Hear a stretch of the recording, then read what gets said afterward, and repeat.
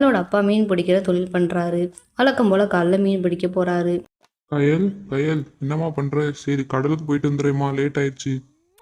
என்னப்பா அதுக்குள்ள கிளம்பிட்டீங்க? உங்களுக்கு தான் சாப்பாடு ரெடி பண்ணியிருக்கேன். இருங்கப்பா கொண்டு வரேன், வாங்கிட்டு போங்க.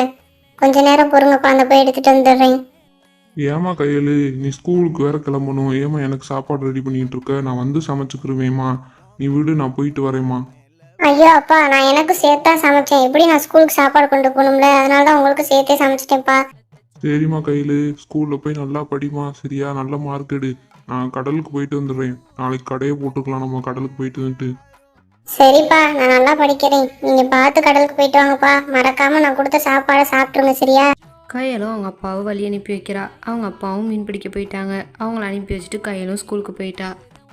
கடலுக்கு போன கொஞ்ச நேரத்துலேயே சரியான மழை பெய்யுது. கையலோட அப்பா நினைக்கிறாரு, மழை வர மாதிரி தான் இருந்துச்சு, ஆனால் பயங்கரமாக மழை பெய்யுது.